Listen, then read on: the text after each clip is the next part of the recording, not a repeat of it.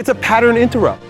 It's something very different in order to give us a different physical, mental experience so that we can access different parts of our consciousness. Our entire body is frequency. A lot of our old experiences stay trapped in our unconscious and then begin to affect our physical body. So I'm breathing with my mouth wide open and pounding it. I don't know what the hell's going on, but I'm just going along with it because I thought it was fascinating. And in a moment, I began laughing. When we're feeling anxious, it's because we're wanting a release. The method is the same, but the experience is different for someone with depression. Depression isn't as natural for me as anxiety. The qualities that bring us doing, thinking, feeling, and being. Those are the four modes of operation for a human being. Get out of my way! And charge ahead. If I gotta kill everybody on my way there, I'm gonna do it. And so what we're hoping for is integration, balance, coming back to the center of that cross. Begin to recognize that you're broken. This fact that, yes, I've got problems. Forgive yourself. Women are suffering because men are feminized. So what you've got is a bunch of feminized men who are acting like their mamas and a bunch of girls who can't trust men and they're trying to compete with us. The emotional quality in us is what's throwing us around that way, that we're depressed and then we're anxious and we're excited and that's all very feminine. You're acting like your mama when you do that. That's okay, you have it in you, but you need to relate to it very differently as a man. It is a powerful tool for intuition, but in its wrong place, we end up wild, ungrounded, emotional mama's boys. So it's up to the man to come in and lead with their expansive experience of being out in the world like a warrior. What is up, guys? So today I have the honor to be with one of the most, if not the most influential persons in my life, Elliott Hulse. For me, it's more than an honor to be here, and I've been wanting to ask you so many questions, and I know all my subscribers are really gonna benefit from all those questions. So first of all, thank you, Elliot, so much for being here and making this interview possible. My pleasure. So for all of you guys who don't know who Elliott Hulse is, which I think all of you should, or probably all of you already know, he is a strongman competitor. He is a fitness expert, not only in the realm of physical strength, but in all areas of strength, whether it's mental, spiritually, emotional. He is the owner of a Strength Camp, the gym we're filming in. He's also a owner of multiple online businesses. He's the author of an amazing book called King, which if you haven't taken a read on that, you should definitely take a read on that. What else? He's also a YouTube fitness celebrity, if you want to call it that way, with more than 2 million subscribers across all his channels and around 2,000 videos, 3,000 videos. Oh yeah, combined. Yeah. That's a lot of videos. Like I've been on YouTube for like a year and I do one weekly and I cannot imagine, you were doing like 5 every single day, right? I was doing a lot. That's a lot. And all those videos are ranging all the way from like basic strength concepts all the way to like very deep life philosophies. So before we dive deep into those life philosophies, I would like you to start by sharing how did you first got into physical training and when do you have that mind shift that you realize the body is the mind and that training is so much more than just getting jacked and getting stronger? When do you realize that training is medicine, basically? I first started training when I was about 4 years old. My uncle came to live with my parents and I was, a child at the time. He was a ex-black belt in Northern Shaolin Kung Fu. He ran marathons. He was an ex-gymnast. He was just an all-around athlete. He grew up in Belize swinging from vines, literally. Okay. So a lot of physical prowess and athleticism. When he came to Brooklyn, coming from the jungle and then living in Brooklyn, New York, he was just faster, stronger, more athletic than all of the kids that grew up in the city. Yeah, so that was really his power and grew his self-esteem. And when his sister, my mom, started having children, he would exercise in the basement. He would do backflips. He was chopping bricks with his hands. We had ropes he'd climb and pull-ups and a punching bag. So there I am as a kid watching like a literal Superman in my house. You were 4 years old, you said, right? Yeah, okay. And I also had his DNA. So I was lucky enough to have a mentor and a genetically gifted as a kid.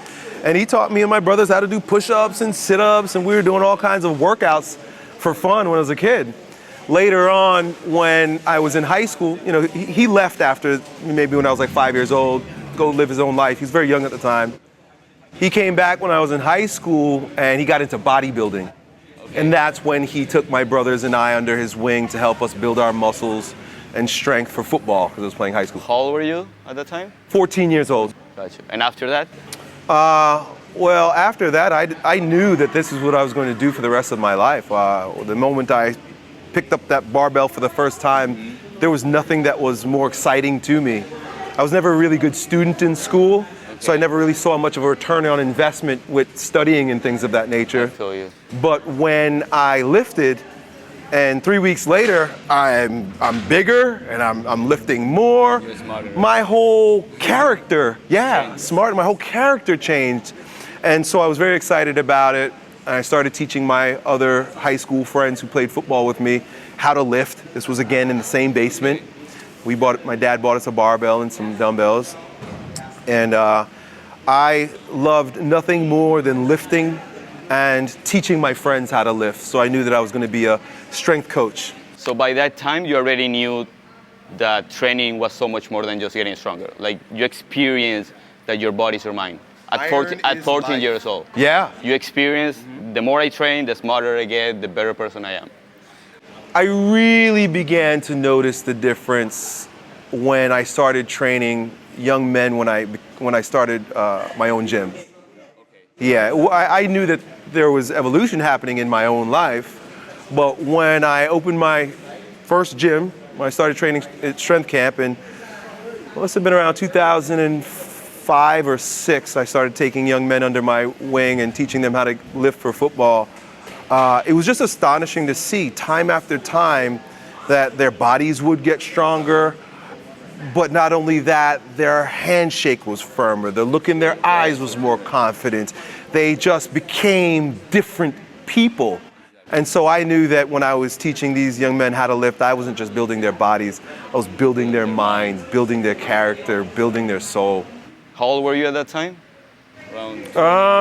Probably around 27, 26, 27, yeah. Okay. And from those clients, do you have any of those clients that didn't have that same mentality that you have about the mind and the body? That they were looking at physical training as something like superficial only? Well, they don't need to know what's happening. Okay. But when you give them the medicine, the change happens regardless. Okay. So it was fascinating for me to see 2 + 2 = 4, but I didn't have to tell them or convince them, it was just happening. Yeah. You give somebody a barbell, you start helping them build their body up, byproduct becomes they change, they evolve. And we see it time and time again with the people so now Strength Camp, we train a lot of everyone. Back then it was just high school athletes. The most fascinating thing is to see these women who have, middle-aged women who've had children, like my wife, 3, 4 children. Then after the kids are, they're done nursing, they're done taking care of the kids are going to school, have a little time on their hand, they come and start lifting. They have like a rebirth in their confidence and their ability. Now it's not always good, because then they end up, a lot of them end up divorcing their husbands because now they're sexy and here I am. That's true. So, but you can't deny that now this person who had low confidence or saw themselves in one way now have a rebirth, and they can express themselves and experience life in a much more holistic way, a much more empowered way. Exactly. So you didn't have any method to actually teach them to be holistic as yourself? No. You just were teaching them how to lift the barbell, and then they were discovering. That's why I say that coaching is the most important profession on the planet.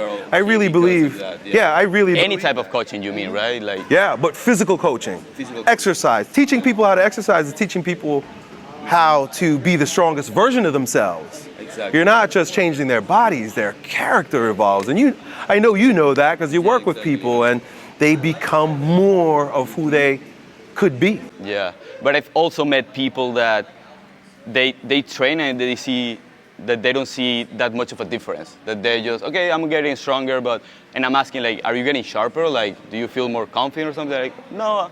Like, do you have more energy? And they say no. So did you have that kind of clients that were simply, I mean, a lot of times we're not aware. You know, the ego wants something very tangible to hold on to, and it's usually very superficial. Abs, yes. You know, but everybody evolves at a different rate. And you know, you get what you're ready for. So if you're not losing weight, well then maybe you're just not ready to become a different person yet. A lot of times people are holding on to emotional baggage that keeps them trapped in their fat bodies. This is where I began to recognize and started studying the work of Wilhelm Reich, who spoke of how our bodies take on the physical characteristics of the emotional wounds that we experience as a child. So for example, I worked with a woman who was sexually abused as a child, and she started exercising with me, and she was doing all the right things, and she was losing weight, but for her, the change of character came much slower because she still saw herself as that little girl protecting herself with the extra body weight. That she became fat so that she wasn't attractive to men that would abuse her. I feel you. See, so it was an emotional trap. So it's interesting to see that when someone's ready to change their mind also too, change what's happening in their character, then the body just changes. That's true. It's fascinating to see that it goes both ways. I'm a strength coach, so I'd go from the body in. But there are people who they let go of the traumas, or they release the trauma, or they forgive their youth, their past, the people who hurt them, and then all of a sudden their bodies change, the way they carry themselves change. So it's a spectrum. I find that harder to do. Like I had some periods of my life where I suffered from anxiety, depression, and no matter how much I tried to change my mind, it didn't happen. The only thing that made change my mind was just working out, moving around, doing yoga, doing meditation. So no matter how much you try to think something out of the problem, I think people need to move to actually release all that energy. You're 100% right. Yeah. So, and when do you discover bioenergetics, for example? I first experienced my very first bioenergetic release when I was still living in New York before I moved down to Florida. My daughter was just born, and I was going through a depressive time in my life. I didn't have a path. I didn't know what I wanted to do. I didn't know who I was going to become. I didn't know what was next for me. But I was reading the work of a man named Osho, who was an Indian mystic who... Very contradictory type of philosophy.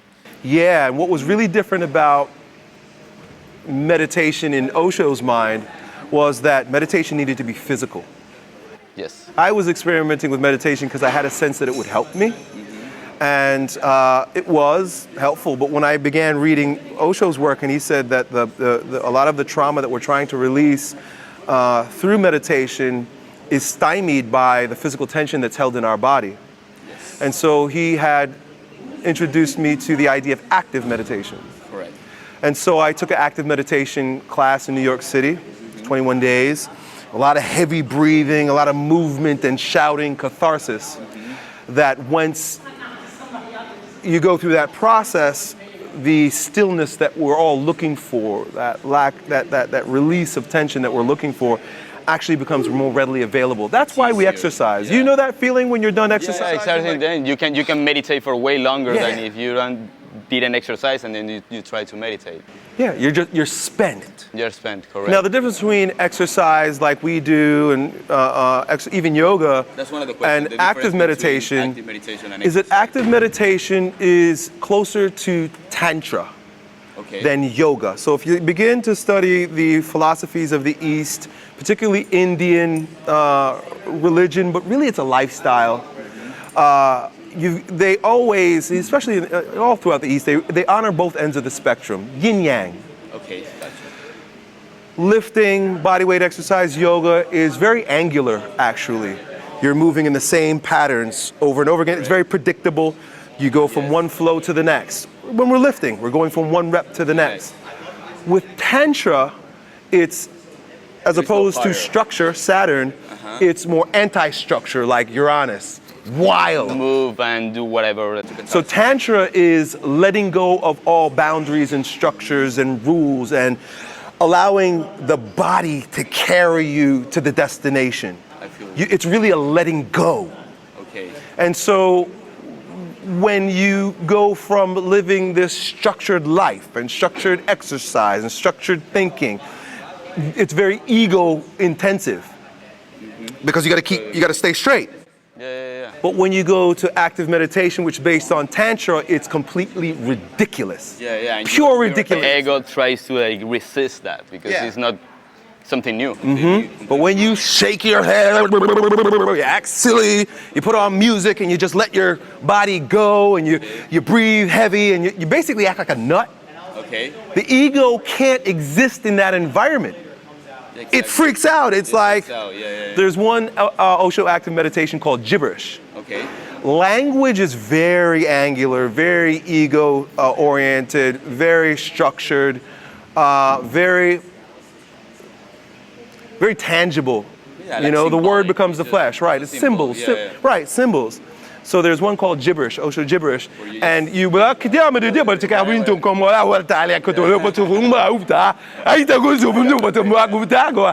of a sudden various expression that was tempered before comes out, and the ego has no choice but to dissolve in an environment that's ridiculous. Yeah, that's true. So it's a pattern interrupt. It's something very different in order to give us a different physical, mental experience so that we can access different parts of our consciousness. That's correct. That's awesome.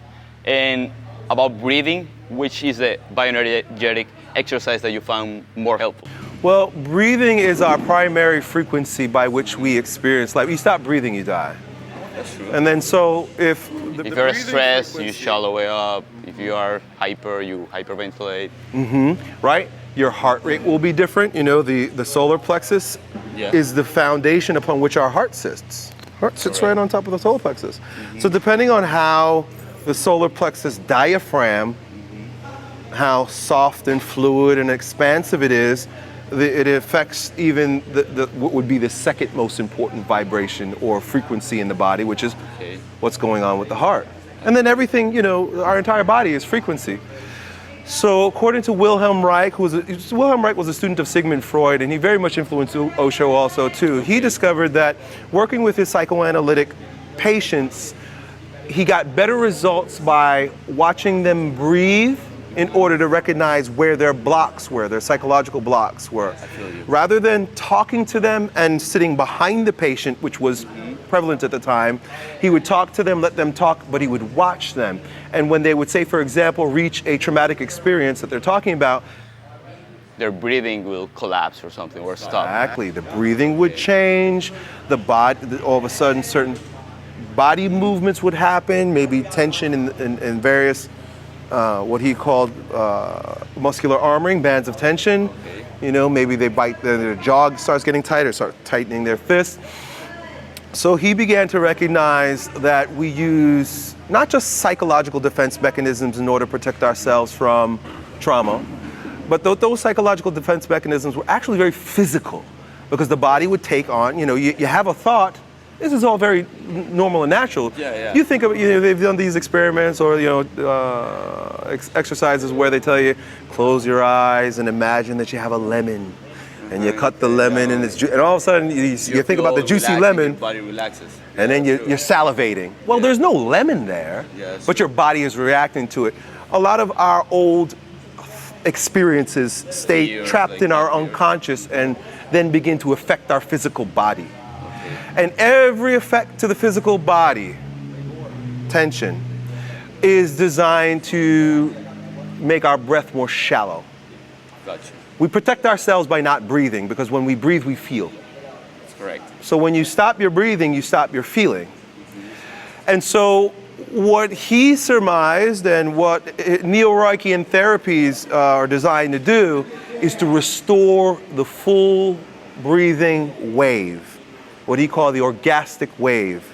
And so with inhalation, there's an extension, exhalation, there's a flexion. And it happens at our head and it happens at our pelvis. So it's almost like, he called it the orgastic wave also too, because it mimicked what happened when you're having sex. When a person's having sex, you know, there's this, you're pumping, you're waving, and then especially when you get to that climax, it almost like takes over. And so what he's asserting is that we want to re-establish a full, natural, relaxed, orgastic breathing frequency wave in our body. Gotcha. But there are many types of breathing. I mean, and I've seen you like breathing through your mouth, like. Also, there is the Ujjayi breath by yogis, which is always through the nose. What is the difference between all of them? In which situations it applies, or in your life, where do you use certain type of breathing exercises? Well, so it's interesting because Wilhelm Reich spoke about bands of muscular armoring. And so we've got a band of muscular armoring that we use to protect ourselves by creating tension across the eyes and head, this cap area called the ocular segment, across our jaw and neck into the throat, right? This is the brachial plexus into the arms, then across the chest here, the heart, solar plexus, belly, pelvic floor. These are likened onto the chakra system also too. So when you're talking about yogic breathing and Ujjayi and the fire breathing, they're all designed to work with the various chakras or bands of muscular tension throughout the body. So even some breathing, you know, you do it, you bring your eyes up here because you're working on the ocular segment. Okay, how is it that? You look up? Yeah, you know, this way. A lot of times if you do some yogic breathing, they'll invite you to look in the middle. Yeah, close your eyes and look here. Well, because you're also working with the ocular segment. If we've got tension across our eyes, our breathing's not deep. By doing this with the eyes, you're bringing it into actually a relaxed position because it's focused, as opposed to our eyes, which carry a lot of tension, and our eyes follow your thoughts. So a lot of times we're meditating, and the eyes are like going all over the place. Yeah. So by directing the eyes, we begin to relax the ocular segment. Right. You mentioned this type of breathing. That's for releasing the jaw too, right? The jaw carries more tension than anywhere in the body. I'm always like crunching my teeth, and I realize that I'm conscious, so that's when I open my eyes. The jaw is the first place where we begin to reach out to the world. Yes. Sucking our mother's breast, biting during these oral stages. So we can express or repress, depress a ton of emotional baggage by keeping our jaw tight. Tense. Even these muscles, they wrap up into the head. Yes. You know, if you look at the jaw muscles, boom, it's into the head. So a lot of our headaches and a lot of our, even the way the brain works is affected by jaw tension. So when we do open mouth breathing, we're hoping to relax the jaw muscles by putting a stretch on it. Deep within the throat here, they're often, I know I do, and a lot of people carry a lot of tension in their throat. I've made videos about having a deeper voice. So and just notice how my voice is changing now that I'm sort of putting a little bit of stretch on this diaphragm. You remember I mentioned this is a diaphragm? We also have a diaphragm in our throat. So when you do things like, watch this. It goes deeper.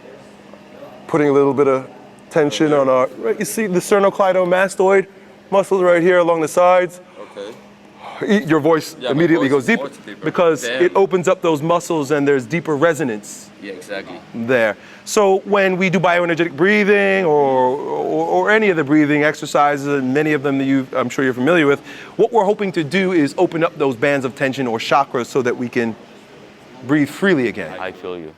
Yeah, it's seeing your transformation, like your voice transformation from your first video to now is like mind-blowing. Like this guy is a completely different person. Your high pitch, the speed that you speak, everything changes. And I guess that was a byproduct of your breathing exercises and bioenergetic exercises. Yeah, and if I'm not consistent with it, if I'm not doing it, or I'm not getting the same result, I'll go right back to being high pitched and high anxiety. Yeah, it's just my nature, you know. exactly. When I was a kid, they gave me medication, ADD medication, because I'm so hyper. Adderall, Ritalin. Yeah, Ritalin. Did you stop it yourself at some age, or did you stop it yourself at some age? Yeah, I think you fourth, touch your fifth, and toes? sixth grade. By seventh grade, I told my mom, I was like, I'm not taking it anymore. Yeah, that changes your personality completely, and there are so many ways to increase your dopamine and exercise. Through movement, through exercise, through breathing. Yeah, that's true.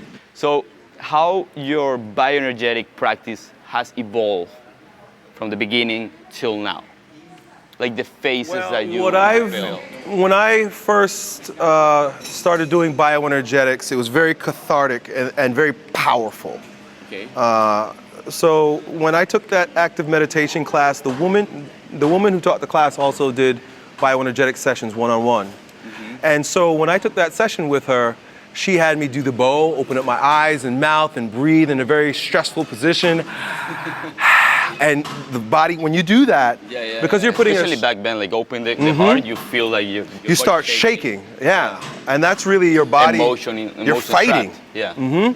She had me perform that breathing exercise, then go onto a mattress, literally grab the mattress, and she had me pound my hips into it. Remember I was talking about the sex movement?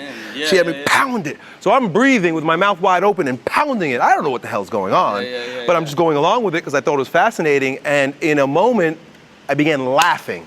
Okay. This laughter that came up from my belly was like when you were a kid and someone's tickling you and you can't stop laughing because it's just so intense that it almost takes over. Yeah.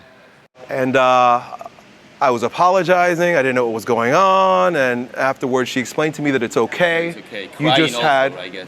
Well, this was my first experience with laughter. Where laughter. Laughter coming up from what she explained to me is your joy center. And I had some blockages there. Okay. And so as that was released, I had a catharsis. A few years later, I ended up working with a bioenergetic analyst who's a doctor who was trained by Alexander Lowen, the creator of bioenergetics, which bioenergetics is a neo-Reichian therapy that was designed by Wilhelm Reich. And it was a lot of deep breathing and catharsis in the same way, a lot of pounding and it's so much yelling. And it allowed my nervous system to relax. Yeah. The same way. Which is kind of crazy because you're actually like expressing yourself. You think like you're gonna go up, but you actually go down by the contrast. Yep. Basically. And were you doing like deep, slow breathing also, or were you just doing catharsis type of exercise? It was just I'd go and I'd do the therapy with him. But here's what happens. It's very interesting. The orgastic wave comes naturally as a byproduct of the climax. So in sex, you're warming up, the breath is getting deeper, you get to a climax, boom, and then you don't have to try, you just, you sink, you come right down. As exercise. And it's the same with bioenergetic exercise, bioenergetic like I'm describing now. All this release, it's literally like an orgasm, crying, all this stuff as it comes up. Exactly. It's the release of trapped emotion that you've been holding in there forever since you were a child, lots of emotional baggage. And then when it's been purged, the breathing, like you just said, becomes deep, slow, and relaxed on its own. You don't need to do it. And this is why Osho created dynamic meditation also too. Yes. There's a build-up with the breathing, there's a catharsis where you're shouting and you're pounding, and then there's a stillness and then a stoppage. I feel you. So it's following a natural pattern of expression and then depression. Yeah. So I know we have the most common, let's call it illness right now, depression and anxiety. And they're kind of similar, but they're like kind of opposite in a sense. What would you say the breathing technique for each would be the best one? The same, but the challenge is going to be different. Because for example, when I had anxiety, I wanted to do the catharsis, but I was afraid because anxiety for me was too much adrenaline, too much thinking, too much up. And just catharsis, I was just feeling afraid that I would just get more anxious, which I did it, and it was, as you said, it was the complete opposite. I was completely relaxed.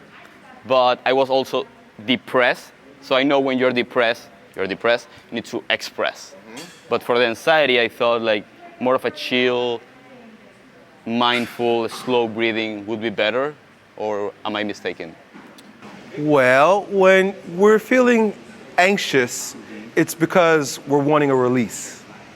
It's almost like sex energy is coming in the body. You know when you get horny? And it's like you're anxiously looking for sex. Like, oh, I'm gonna go out tonight, I'm gonna find somebody. Or if you got your girl, it's like, you know, every time she passed through, you're looking at her. Because the body is wanting a release. When we're anxious, it's because there's a lot of sex energy. There's a lot of energy in the body that wants a place to go. I feel you. It wants to be released. So when you're feeling anxious, the best thing to do is to express. And so even like running some sprints or just dancing wildly in that tantric fashion I said, exercise, these are all great ways to release. Okay. But when I said it's the same, the method is the same, but the experience is different for someone with depression. Okay. Someone with anxiety. Can you explain both of them, like the difference? Anxiety is think in terms of up. Depression is down. And when you're down, we're needing the same sort of process, except we're further away from a climax. So we're needing to, once again, exercise. Right. Someone who has low charge. So here's what you got. Think in terms of charge, positive and negative charge. Someone with high charge, they're already peaking. They just don't have any place to release it. So you got to find a way to get rid of it. Someone with low charge, what they're hoping for and what's needed is to build up the charge. They might not even get to the person that needs the release. They might not get there, but by building up their charge, by having them breathe, they come more into a even energy in their body. Do you see? So sometimes for people with depression, again, go for walks. Yeah, you have a million of videos about depression, and it's all about moving your body. That's what got me out of depression. That's why I fall so in love with your videos. Like you really like changed my perspective completely. Like I've experienced it, but seeing your videos and complementing that with my experience was like, damn, the only way out of this hole, because I was in a really, really bad hole, because substance abuse and what's or no, movement was the only thing that really changed my life. And it had to be a combination of calisthenics, like expressing myself, getting angry, releasing, with yoga, calming down, releasing, and the yin and the yang. If I do one without the other one, then I would just feel like off, basically. So, talking about yoga, I know you did 8 months of yoga on your off period when you left YouTube. Did you try yoga before that, or that was your first time? I tried it before that, and I knew the power of it, and I also knew, I have a tendency to be on the upper end of the energetic spectrum. Depression isn't as natural for me as anxiety. I was gonna ask you that. Like, which one have you experienced the most? Anxiety or depression? More elation as opposed to depression. More anxiety, more excitement. I'm an exciting guy. I'm very expressive. So I wanted to experience myself in a different way. And so I put down, I was a pro strongman, and when you do strongman, it's all explosive. It's all, I'm ripping things off the floor. I'm ripping things, you see, like ripping that sled or ripping that stone off the floor. I wanted something where I wasn't in my movement. I wanted something more calm. So you were doing yoga on your strongman period? I went from one end to the other. Because I wanted to, I'm an extreme guy, so I went extreme. Right. This is something that we get to learn how to balance, and we can talk about that in a moment. I see you right now, you're completely a different person from before. Where you have your warrior, which that's another topic we're not talking right now. And now you have like I can see the balance between the warrior, the magician, the lover, and the thing. So let's touch on the 4 archetypes. So before I ask you the questions that I have, can you explain a little bit what's a warrior, what's a magician, what's a lover, and So this idea, as it relates to the physical body, I'm very much invested in and have learned and experienced a tremendous amount from Wilhelm Reich. Wilhelm Reich was a student of Sigmund Freud, who is the father of modern psychology. Wilhelm Reich was a rebel and a pioneer in that he took Freud's work and he directed it towards the body, the nervous system, breathing, the physicality of things. Okay. He went really far in that direction. Okay. So much so that when you work with many Nuyorican, they won't even talk to you in terms of what's going on in your psychological experience or spiritual experience. They're not interested. I'm healing you through the body. Us as coaches, we get that. I don't need to talk to you as a psychologist. Yeah. A lot of times you talk to your clients as a psychologist and they just get more confused and then you're annoyed. They don't even hear you. Just do the reps, just do the exercise, just keep breathing, just keep going. Yes. And that's the therapy. Gotcha. The idea of a king, warrior, magician, lover comes from another one of Sigmund Freud's students who is on the other end of the spectrum. You see how I love this integration. Yeah. I saw that long video. It was amazing. Like the combination of the two things. We have to. We're living in the world of integration now, and we can't push too far in any direction without recognizing its polarity. They got to work together. All right. So in summary, a warrior, how does it look? So when we're talking about warrior, we're talking about one part of what Carl Jung described as the quadrated psyche that lives within every individual. Okay. The four aspects of a quadrated psyche are the qualities that bring us doing, thinking, feeling, and being. Those are the four modes of operation for a human being. Okay. Either doing something, you're thinking about something, you're feeling something, or you're being. Hopefully. And so with those four qualities of the quadrated psyche, our experience, spiritually and mentally and emotionally, it was then adopted by Robert Moore, who was very prominent in the men's movement and working with the development of the masculine, mature masculine psyche. And he recognized through cross-cultural mythology and religion and stories that there are recurring themes of four archetypes, four parts of our human experience or masculine experience. And throughout all history and cross-culturally, we notice this king energy showing up. What is that about? There's warrior energy or psychic abilities. There's magician, wizardry going on. And the lover, this sensuality, this romance, this garden work. Can you recognize that if you see a person? Like if you see me right now, can you see which archetype I'm more into right now? So what I love to do, and I think I'm a pioneer in this, is blending the work of Wilhelm Reich with the work of Carl Jung, and you can literally see Right away. in a person's posture where their inflation, this is what it's described when you have an imbalance within the four, you can see where their inflation is. So for example, in Wilhelm Reich's work, there is the oral character structure. Okay. The oral character structure has a rounded back, medially rotated shoulders, forward projecting head, low charge in the legs. That character structure mirrors perfectly with the lover Okay. in Jung's work.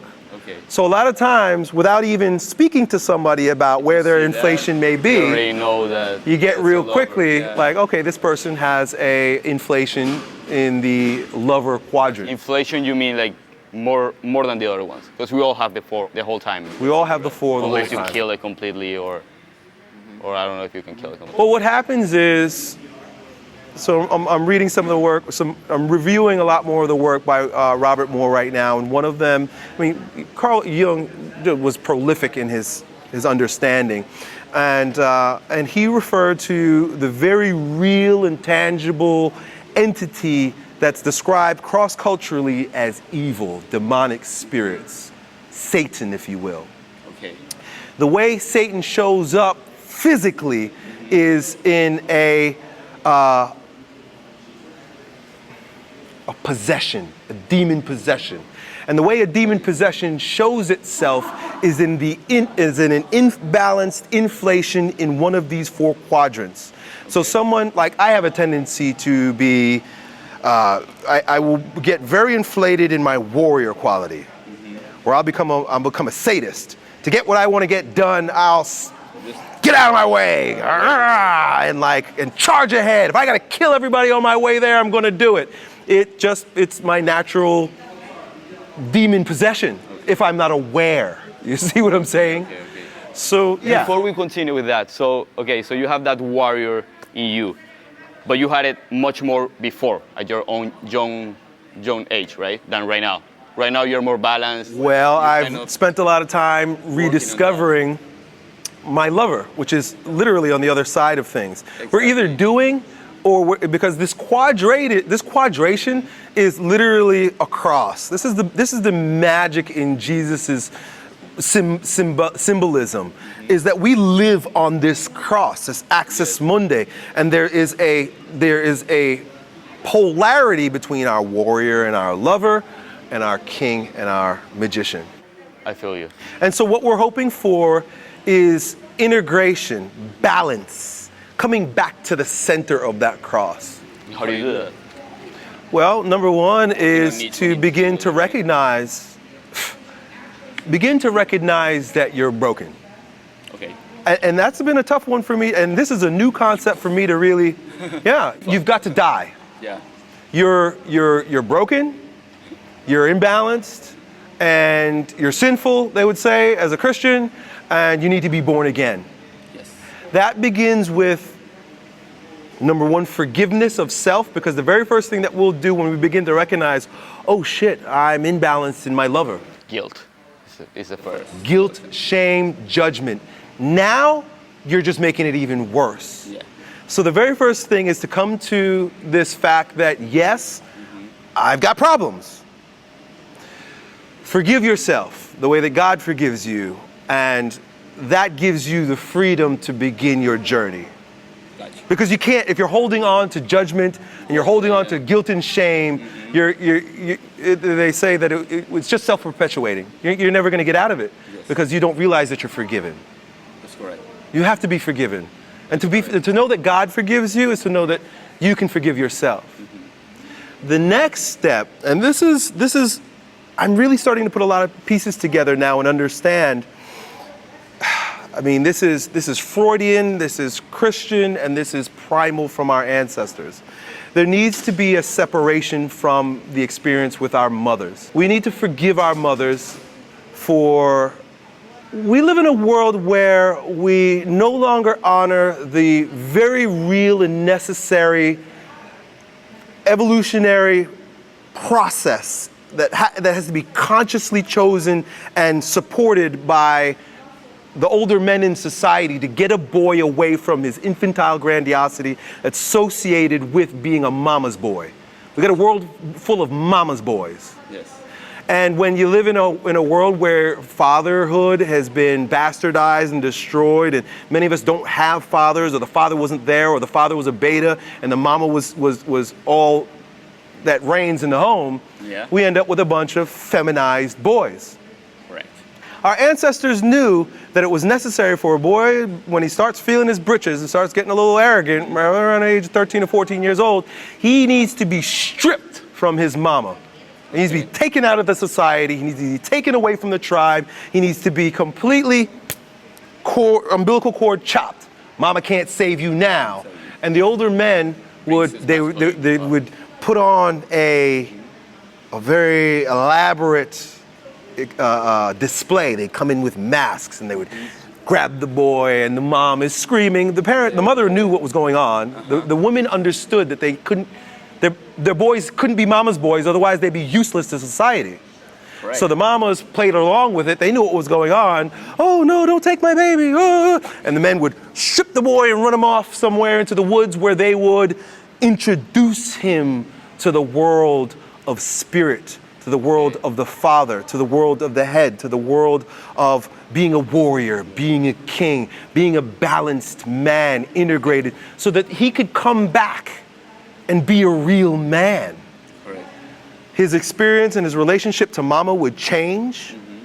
He would relate to women in a very different way, because women really don't want a mama's boy. Women are suffering because men are feminized today. Yes. And women have been taught to compete with men in school and in the marketplace. So what you've got is a bunch of feminized men who are acting like their mamas, and a bunch of girls who can't trust men and they're trying to compete with us. Right. So we're suffering greatly. And How do you deal with that? what's needed is to bring back the initiation process. But I think we can approach it. It would be good if we, and this is what I do with Grounding Camp, is to try to bring this into the world again. I have so many more things I want to do, but we can begin to do it ourselves when we begin to recognize that all of our emotionality and all of our, that swinging from elation to depression is very feminine.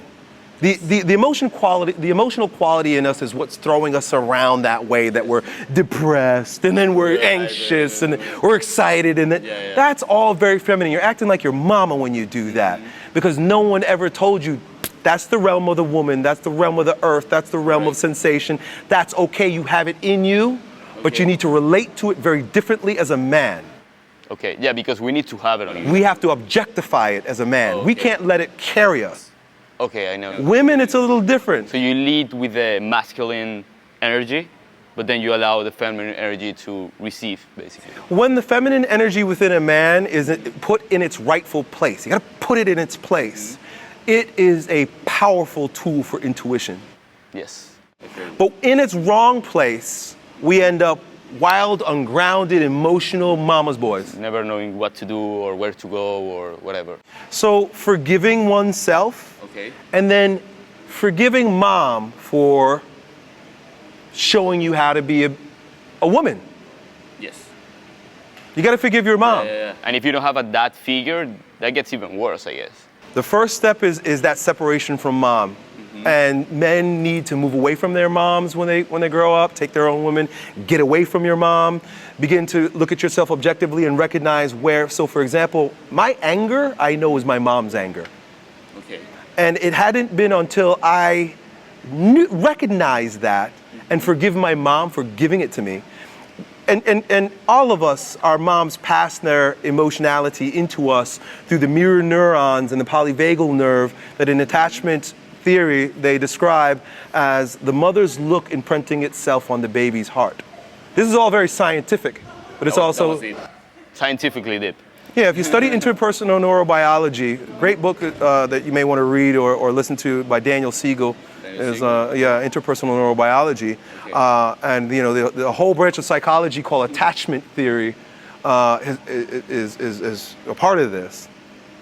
Separation from the world of the mother, separation from an objectivity in relation to our own inner feminine, which is our emotionality. Yes. And then atonement with the world of the father, the world of spirit, the world of rationality, spirituality, leading from a grounded place. Yeah. So that's the phrase that you say, think with your heart, feel with your mind. Yes. It's kind of related. Yes. Yep, because what we're hoping is to have a proper relationship with the two. With the two, got you. Okay, so at a very young age, you were developing mostly your warrior, 100% for sure. That you were in your warrior state. Were you also developing your lover? I'm talking about... Here's what happens with young men for our lovers. Yeah. Because, so for example, you say I was developing my warrior, but my warrior was in a very inflated state, so it was like demon possession. Okay, it wasn't a good warrior. I'm grateful for all my experiences, and I don't judge good or bad, but I know that it didn't all belong to me, and I made a lot of mistakes because of it. Overly aggressive, overly emotional, overly angry. Yeah. In regards to your wife? Now, when it comes to what you asked about the lover, when men, which we tend to do, become hyper emotionally evolved with our warrior, meaning I'm an angry warrior. That's why I played football so well. That's why I was strongman so well. That's why I was willing to risk and be courageous with my business. We project, because the lover quality doesn't go away. We end up, if we can't have it within us, we end up looking outside of us to find it. Okay. And what we end up doing is projecting it upon a woman. So we end up unconsciously asking another woman, girlfriend, wife, to carry our lover for us. And that is a dangerous task, because then we become addicted to that woman, possessive of that woman. Because you don't have it in you. You don't have it in you. Okay. So now we're relating to our wives like our mothers in a very possessive and immature way. I saw where I was doing that in my life, and you can't lead. You can't be a good man. You can't be a good father if you're emotionally attached, addicted, and to finding love outside of yourself, basically. Okay, and did you have?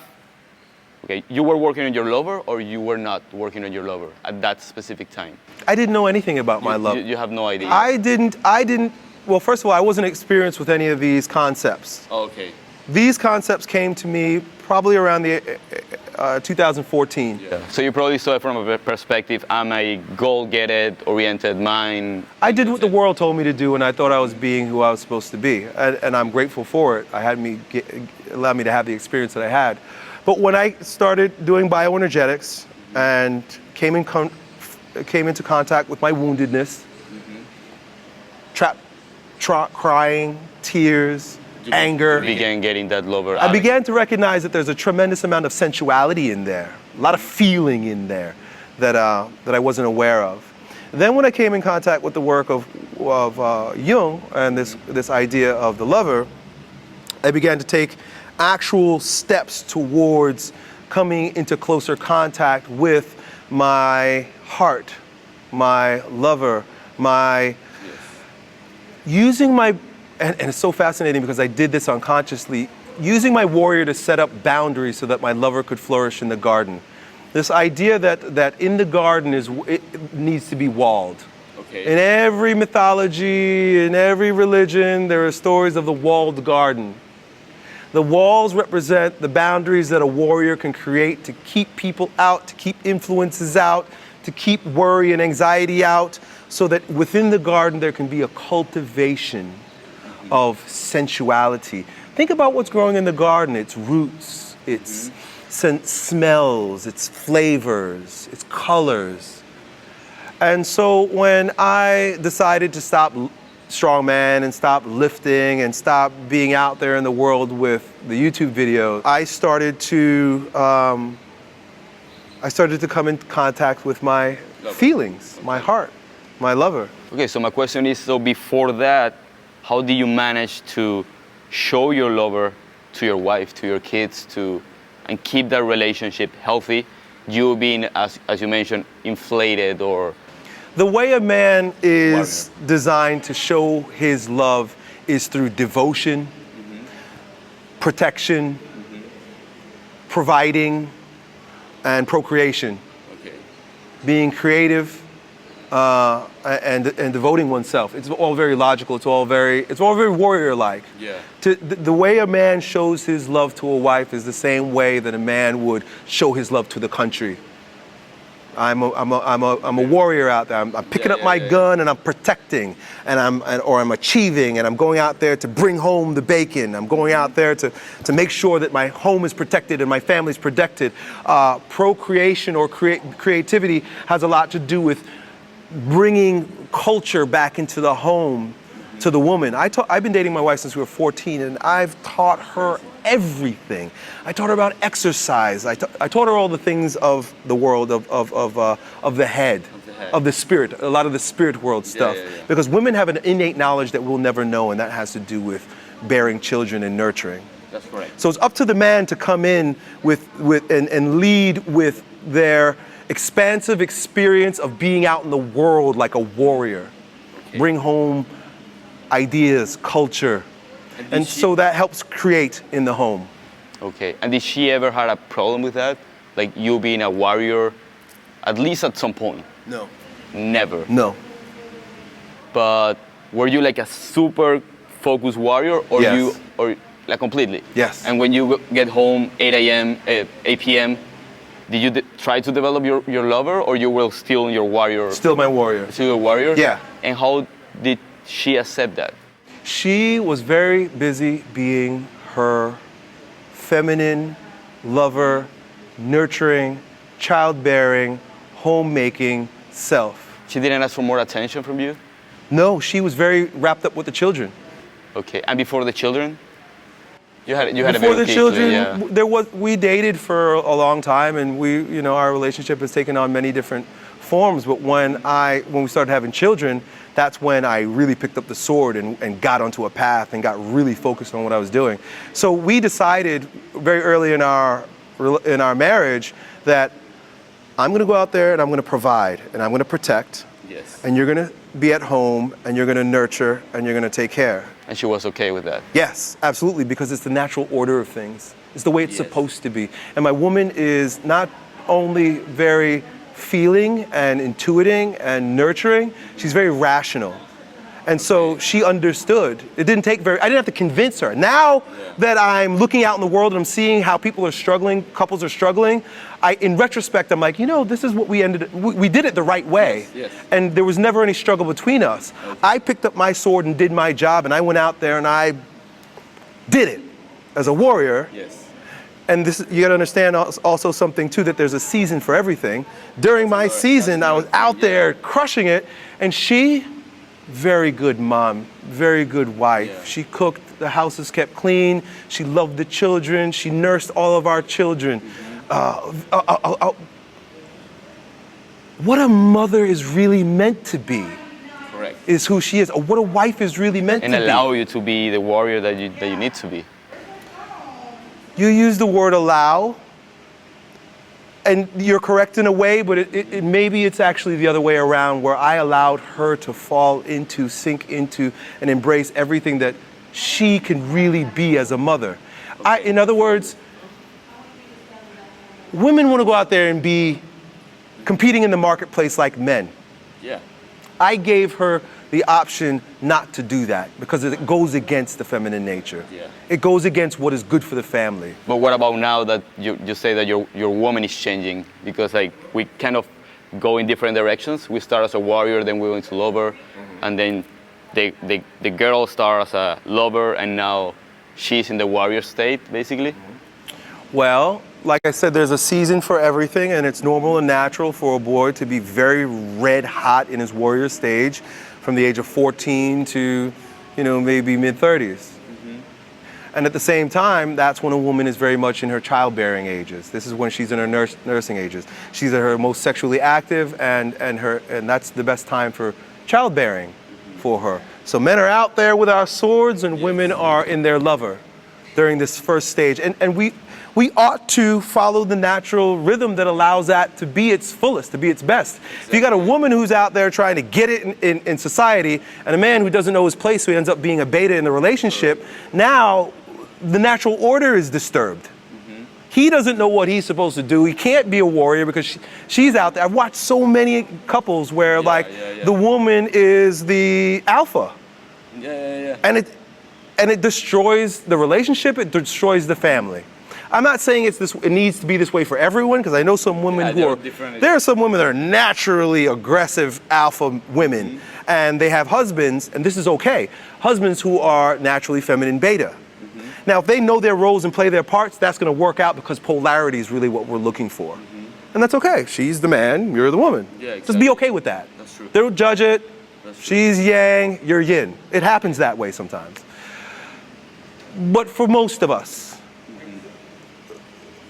the man is to be the protector, provider, warrior, king out there, and the woman at that time is to be the nurturer, the lover, the bearer of the children, the nurser of the children. It disturbs me how many children are fed processed food from the time they're born because mama can't breastfeed. Tell me about it. Yeah, that's crazy. Mom is supposed to be there to feed the baby with her body, not out in the world getting it. Again, just to come back to she allowing me and me flipping the script on you and saying, no, I allow her. Where was I going to go with this?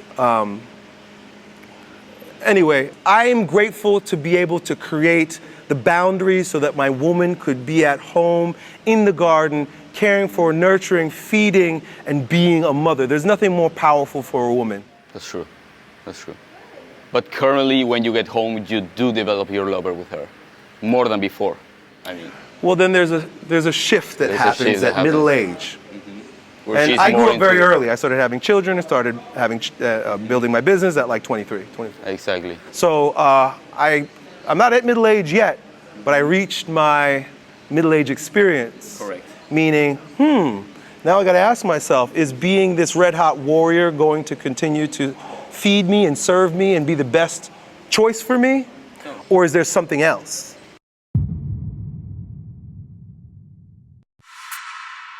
So before we close this up, we would like to give you a gift from my part and Nice. from my entire team. Thank you, guys. Hope you like it. I saw your last video about gift, and you said that you have everything. Like you don't need anything, but you like gift that represents a part of the person who's giving it to you. So this is really a part of all of us. Yeah. So I really hope you like it. Thank you. There you go. Very cool. Oh, man. Well, I'm gonna open it now.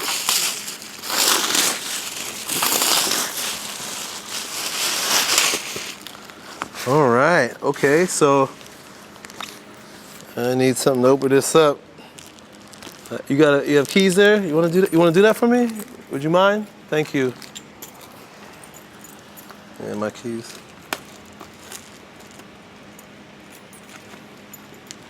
Thank you. Oh, I know what it is. You know what it is? Of course. Yeah. Thank you. Wow, this feels. A special one. Yeah, it feels special. I can feel it already. It's got a different. You can give thank you. You can give thank you to my mom. She was the one designing it. Your mom designed this. Yes. Wow, what a blessing, man. Look at that. How old's your mom? I have no idea. Maybe like she's almost like 50, I think. Yeah, It's wonderful to see when a woman gets past her.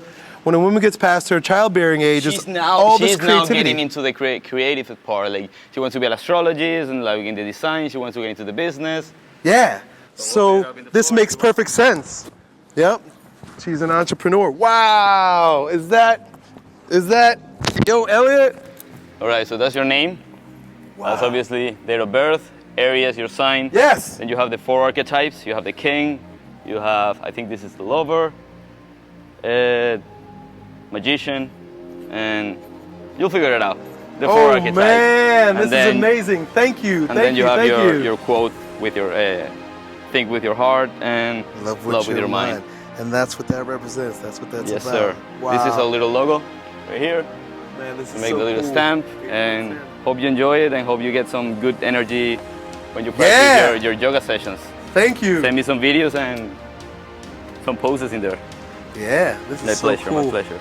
I might have to hang this up on my wall. How many yoga mats do you have? You have a couple, I guess. Yeah, I have a few. Right. But this will be the most special one. But none with my own picture on it. Wow. Well, thank you very much. My pleasure. Well, Elliot, thank you so much.